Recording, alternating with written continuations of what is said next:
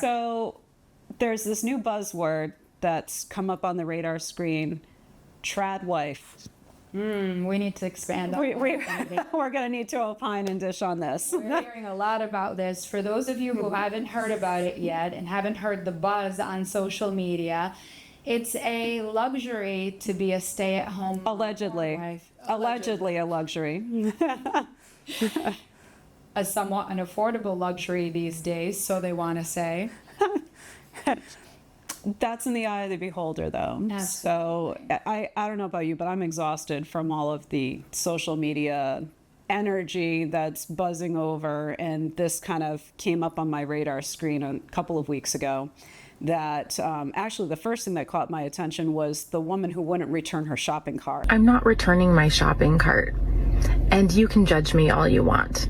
I'm not getting my groceries into my car, getting my children into the car, and then leaving them in the car to go return the cart. So if you're going to give me a dirty look, and how much energy globally that took on. I couldn't believe it.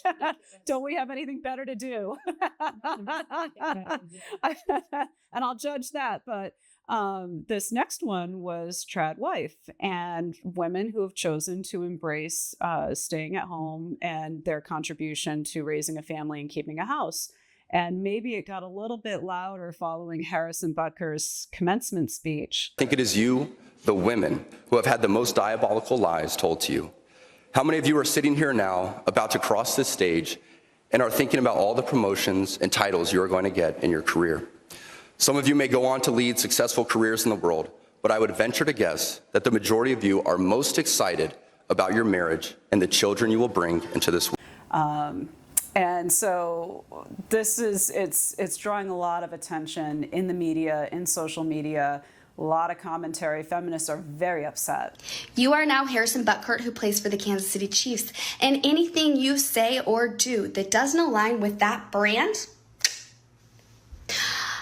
will be grounds for termination. I'm sure they are. Outraged. Who would want to stay home after all this marching? I know. Well, I think the past several decades have put a lot of effort into putting women up at a level playing field, both at the workforce and just in other areas. And when you try to sensationalize the tradwifery, I feel like the group of feminists and these people who have been all about equality or all about pro-female and for female supporting female might have their own reasons to, you know, it raises a little bit of concern. For them, it's probably more, they're looking at it as though we're flowing backwards as opposed to moving forward. This morning, my toddlers requested some chocolate, but I don't usually keep it in the house, so I just decided to make it for them. Law school? That's right. But that's a top 3 school. Oh, I have a 4.0. Yes. But your major is fashion merchandising. Harvard won't be impressed that you aced history of polka dots. What are your backups? I don't need backups. I'm going to Harvard. Well then, you'll need excellent recommendations from your professors. Well, I find it interesting that, 2024 is the 50th anniversary of the ERA, where women finally gained equal rights in ownership of land, business, and banking rights. So it's funny to see things come full circle, and eternal gratitude to the marchers for their efforts and getting us to where we are and all of the rights that we enjoy in this country in particular. We're the freest country in the world. So to sit there and say a woman who chooses to stay home, to be hating on her for making that choice is a little concerning to me now. That the expectation from growing up in a traditional home myself was that I would go off to college and have a career so that I could support myself if I chose to or ever had to. Sure. That was from my traditional home upbringing and my mother, who did stay at home and raised us and kept a clean house and cooked a beautiful dinner every night for my dad. That was their arrangement. So for women that are choosing to stay home now, economically, the cost of childcare is outrageous. It is true. To dovetail on your point, Mary, when I've sat with a lot of clients and mothers and just families who were at that crossroads where they were trying to make a determination on whether or not it made sense to return back to the workforce or send their child to daycare, nursery school, pre-K. Many decided that it would be more worthwhile, made more sense for that mom to stay home because it would cost equal to what she would make at work or even more. And I respect those decisions, and I don't think that there's any right or wrong if a family can make ends meet and if they're fulfilling maybe what's most important to them. Well, I think COVID also forced families, not through any fault of their own, to reevaluate which spouse was going to keep their job full time because of government regulations, because of childcare and schools being closed down and somebody needing to be with the children. It forced families to make tough choices, and many found that one spouse staying home actually financially benefited their family more than spending thousands of dollars a month on childcare and the stress that it created of trying to secure that when there was scarcity all around.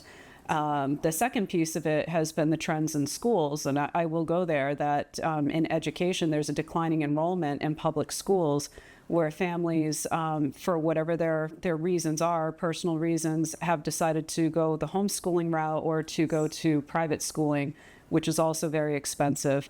So families are just forced to relook at what their priorities are, reconsider those priorities, and act upon them, what's in the best interest of their children and their marriage. Absolutely. I can appreciate that. And again, there's no right or wrong. As far as traditional households, I also came from a traditional household, just like yourself. But my parents always pushed me to pursue a higher education just so that I would become more well-rounded, have a way to support myself if all else failed. There are a lot of single mother households out there or single parent households, and the statistics can definitely be daunting as far as how the children turn out when they're being parented by two parents versus one. It's certainly more difficult to raise a family on one income than it is two, especially in the United States these days. If one parent is fortunate enough to be a successful breadwinner, whether it be the husband, wife, partner, etc. So I would also add that we've noticed a trend in recent years that millennial women are out earning their male counterparts in the workforce because there are more educated women. It's kind of an expectation now that they are in the workforce. They're learning the skills of negotiation. Thanks to inflation, we've also had pay increases, so we're closing the wage gap faster than we did 30, 40, 50 years ago. But now there's plenty of males that stay home with the kids because it's economically better. When you start looking at health insurance for a family, which spouse is going to stay home? And I think that this is a great time to mention that when one spouse stays home, that creates an obligation of alimony should the marriage not work out.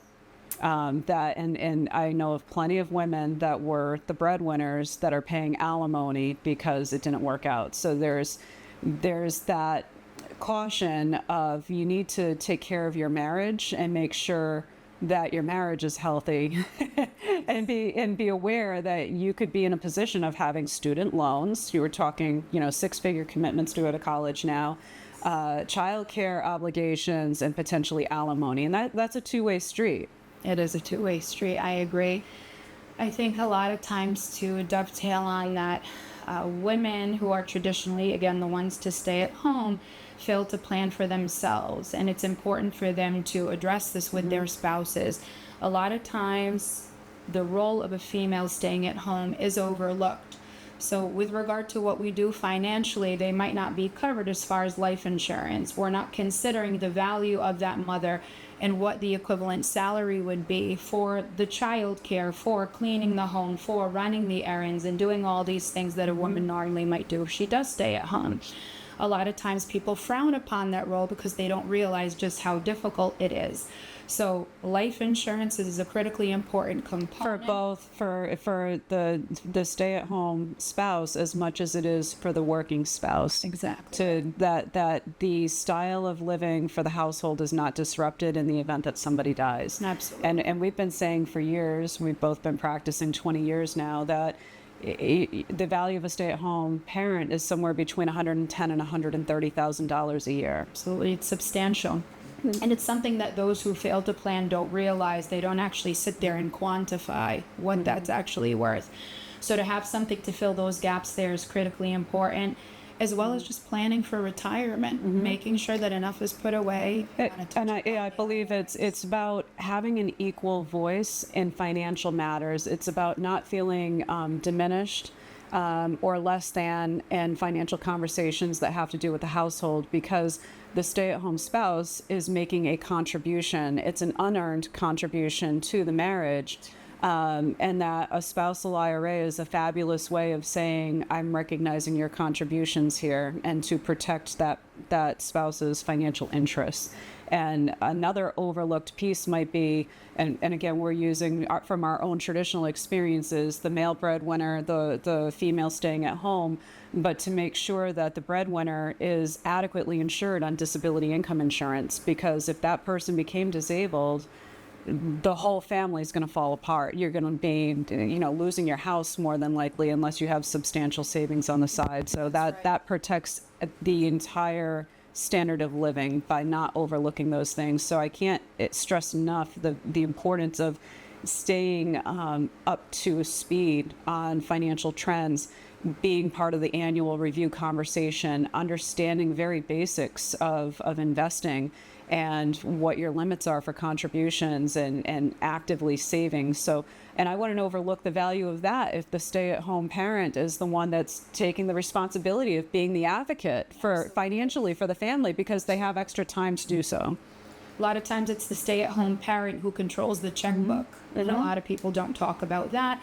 And just to a lot of people don't have checkbooks anymore. Or that.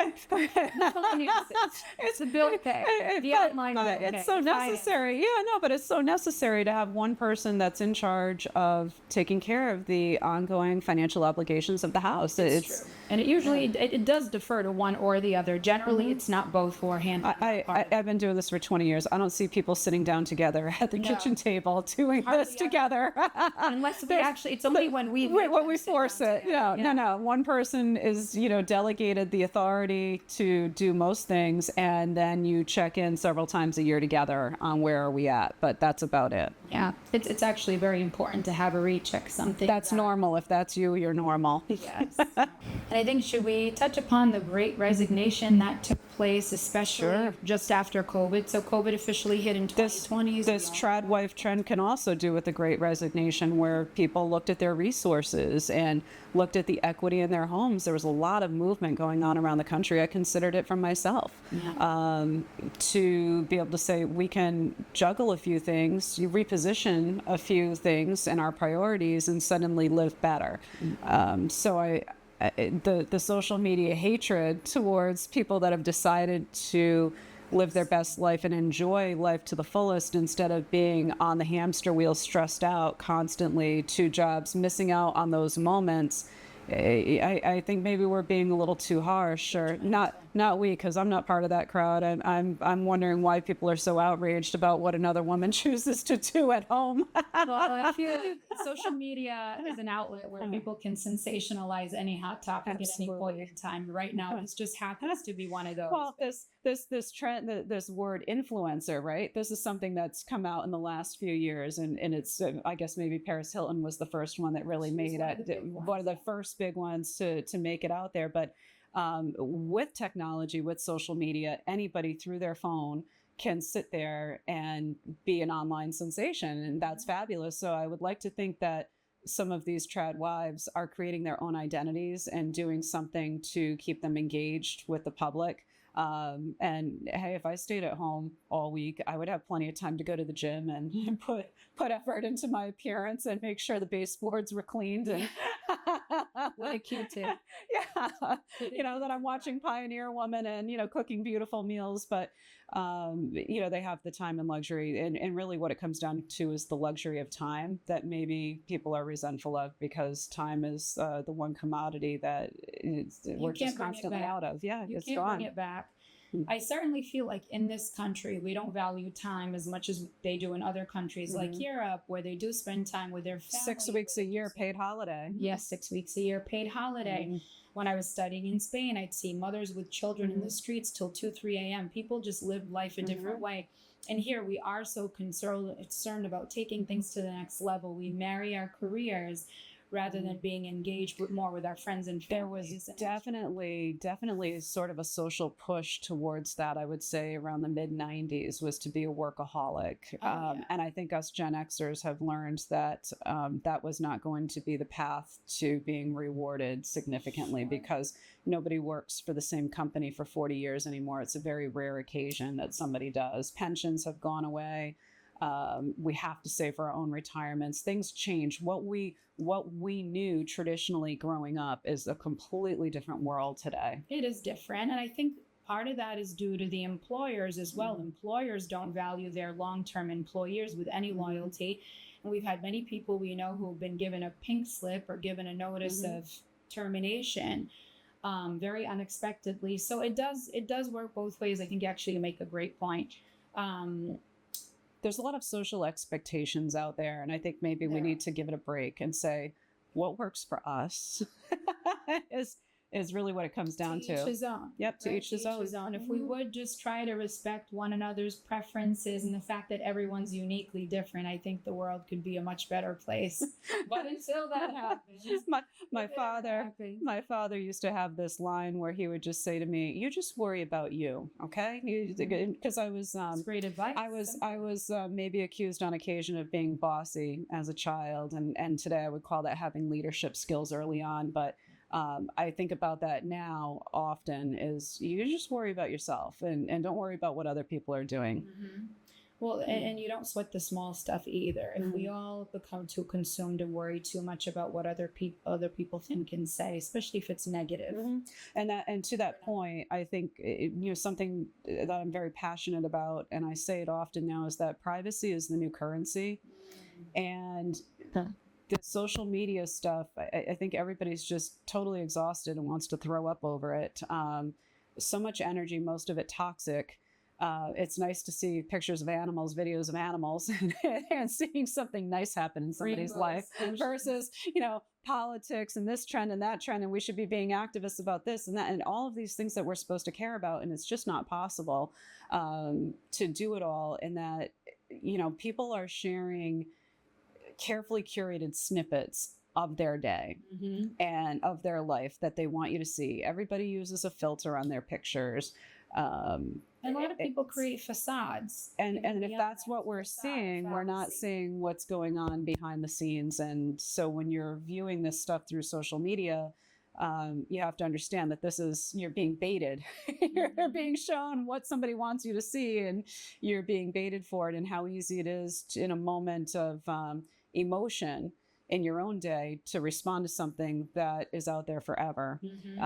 And recently we've seen a lot of protesting on college campuses. And what does all of that mean coming back when your college student is trying to apply for a job? When an interviewer is going to be asking, where were you on this day of this major protest, because I see the university you went to, or with AI, with people's pictures, there's cameras everywhere picking that up. And that we all need to take a little pause and think about what it is that we're sharing and what it is that we're saying, and knowing that that's pretty much out there forever. No, it's true. And it will be. I want to just transition this for a second to, the success, because we were talking about the whole Tradwife trend of dual parent versus single parent household. What have we seen as far as statistics that we've reviewed many times? Different races, different circumstances, all have pointed in the same direction still to this day. For example, Black children raised by single parent households versus the dual parent households are 3 times more likely to be poor. And that's something, that's been struggled with for an extended period of time. Black boys are almost half as likely to end up incarcerated. It comes. Yes. Yeah. It comes down to, can you do it all by yourself? Sure, you can. Can you do it better with a good, solid partner? Absolutely true. It's not, somebody once said to me, marriage isn't 50-50, it's 100-100. And some days you bring 110. And that's all there is to it. And when you're selecting a partner, particularly one to multiply with, you really need to consider the fact that this is your business partner, your confidant, your counselor, your your best friend, your enemy. Like you know all of your best secrets, all of your worst traits. This is the person that should be with you in the foxhole. And your relationship changes, it ebbs and flows, and it grows and matures over the years. And the selection piece, I'm a huge fan of prenuptial agreements, is that we're spending six figures, investing six figures, financing six figures for college. When we're getting married, that's at stake. The salary that you're going out to command, your bonuses, your 401k contributions are now even being considered in the state of Massachusetts. Your employer matches considered compensation in terms of child support and alimony. I mean, we really need to be thoughtful about our selection, not checking a box of found a person, moved in, got married. There's real outcomes, and picking the wrong spouse is very expensive. Having children with the wrong person is very expensive financially and emotionally to the kids. A lot of times people don't see their true colors until later, unfortunately. Or until the children arrive, and suddenly you realize, children are a true test. Mm-hmm. My kids are. I was a kid. I was 19 when I met my husband. I got married by 20, and I was already pregnant. Mm-hmm. And then I think the problem is it comes from kind of a broken house. So my parents were divorced, and I said to myself, like, I want to recreate this, and I want to have a whole family. Mm-hmm. Yeah, that's true. And little do you know, I mean, whenever you're running from something, anything in life, you can't get it by running from something else. You can't secure something by being insecure. Like, that's never going to work, and it will always hurt you. It'll always hurt your kids.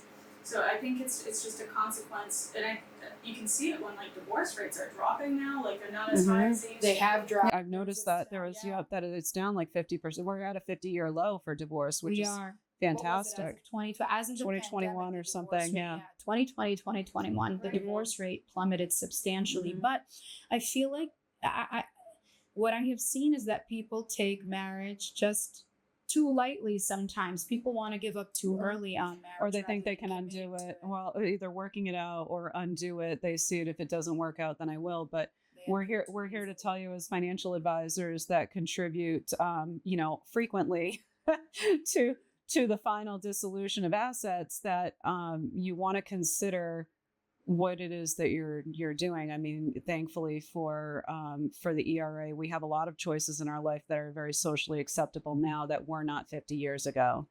But everything has a financial consequence to it too. There's a pro and a con and a compromise, and maybe we could just pause and think about the money aspect a little bit, because it's important. I mean, life is still pretty popular in spite of its high cost.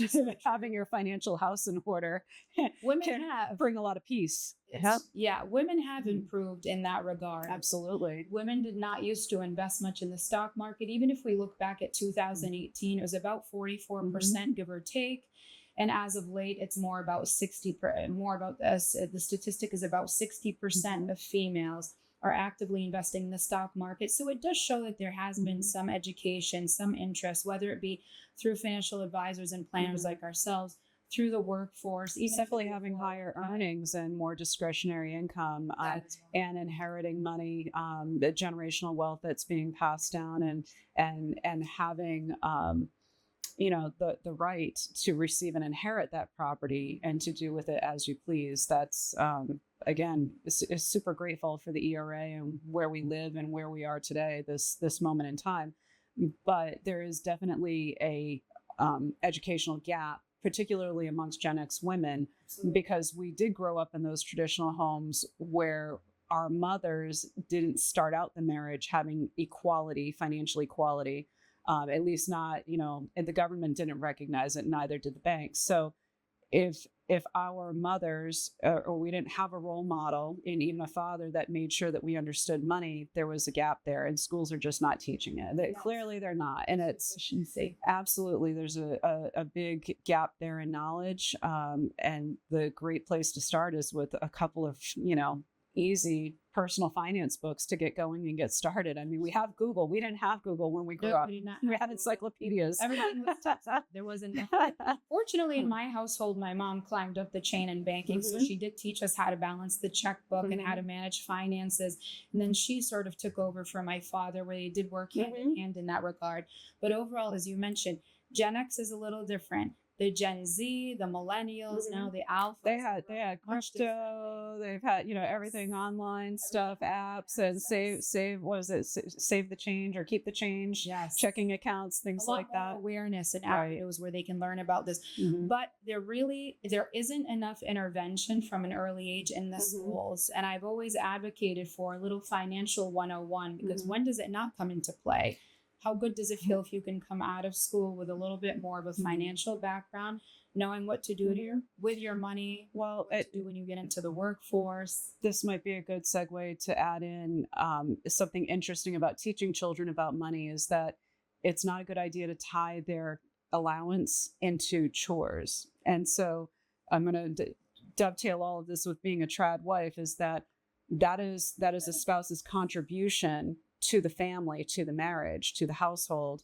A child can certainly have contributions to a family, and that can be in the form of age-appropriate chores.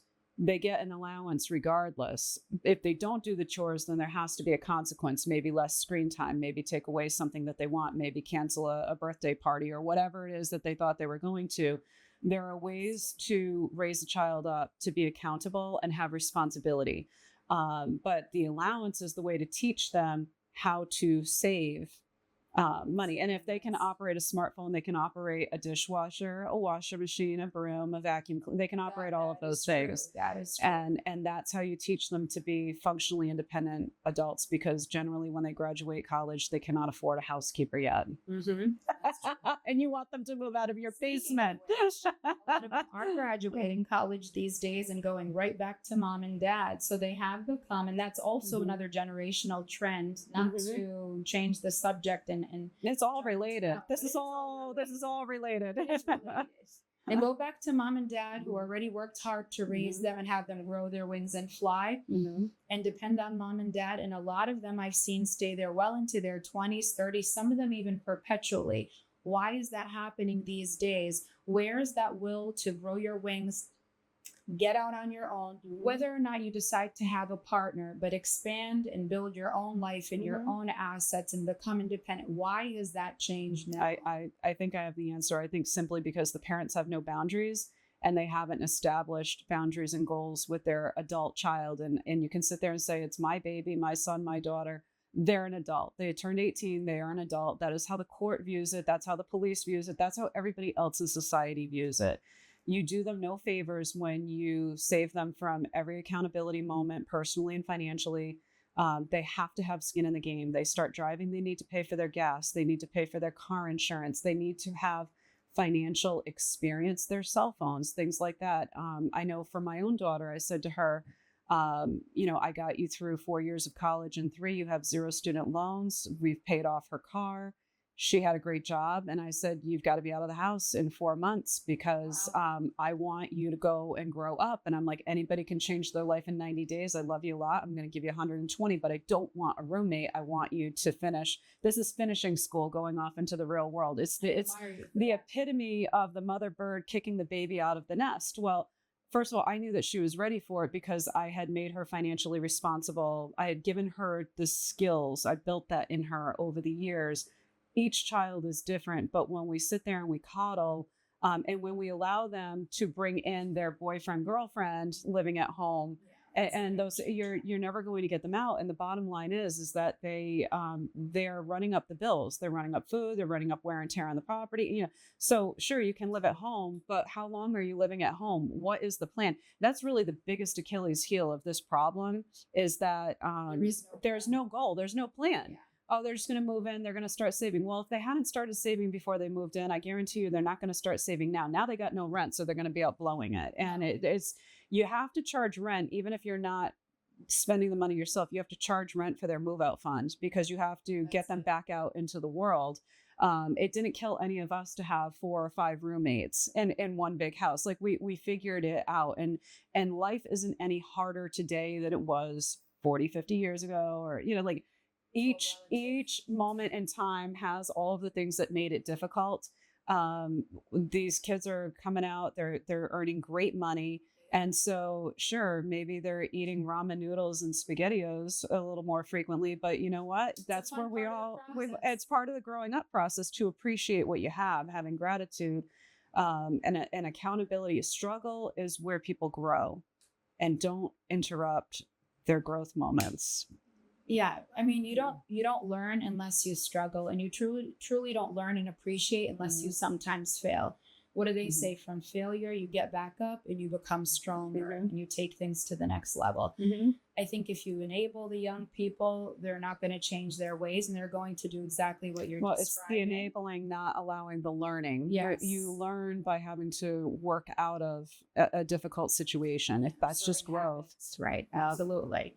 We all had to do it. I come from a family where my parents are from overseas. They didn't believe in pushing the child out at 18. The different cultural expectations. That's right. But we also had the will, my brother and I, within us to make something of ourselves. We had the aspirations, and we made goals, and we were out, as soon as we could be in our early 20s. So not necessarily about 18, 19, 20, 21, but I would safely say that by the time a child is out of their highest level of education, whatever that might be, or at least let's say undergrad, should they choose to attend college, they have to accept some responsibility. The parents are guilty as well.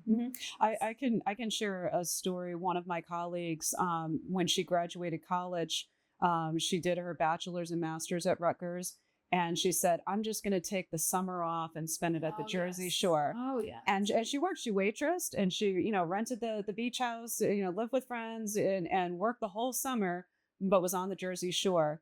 And when she returned home, in September, right after Labor Day to begin college, do you know what happened? 9/11. Oh, dear.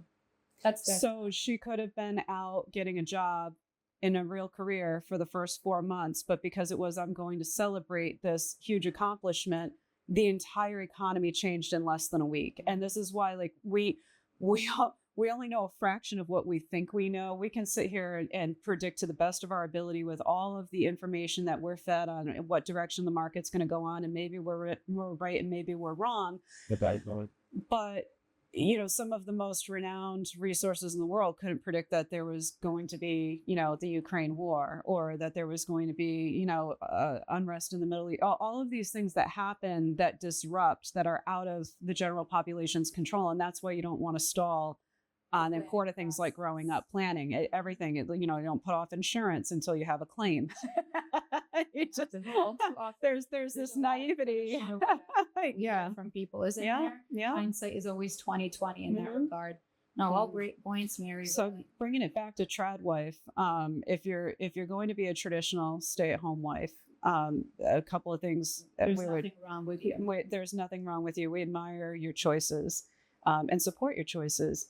But we also want you to be very aware that you should have an equal say at the table on financial matters, that your contribution is recognized. It's a non-financial contribution. A spousal IRA is great, but most importantly, make sure that there's life insurance on both you and your spouse.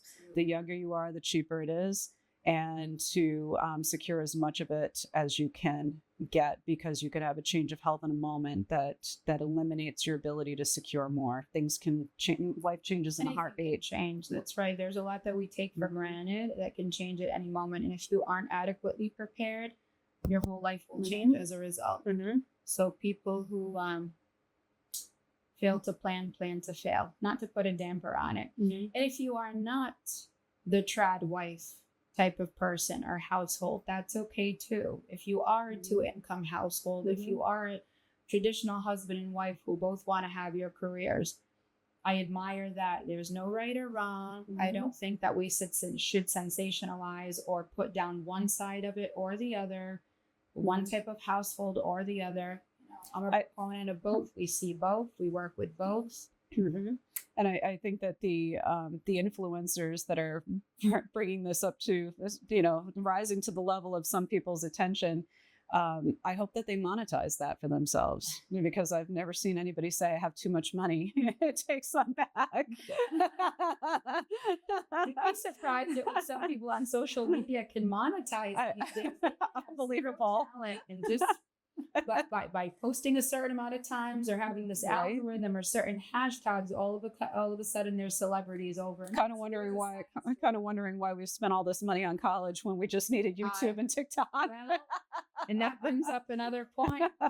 That's another whole movement where people, even parents, are rethinking things and saying, you know what, is that college education worthwhile? I personally still value a college education, but you can get a lot of real life skills and learning things a certain way. So it's not to say that you have to have a 4-year degree or a graduate degree or a PhD. Some of the smartest people I know barely made it out of high school, and they're brilliant business people. But when selecting careers and considering that investment that's being made in college, it would behoove you to consider what the return on investment is on some of these degrees and the ability to repay the loan. And right now, this country is in short supply and high demand of tradespeople all across the board. And it doesn't mean that they can't be the business owner, that they can come in and learn a trade and have zero debt and be making money day one, and then take a couple of night classes and become the business owner. There's nothing wrong with that. No, there's nothing wrong with that at all. I would rather people consider that than saying they need a degree to get a job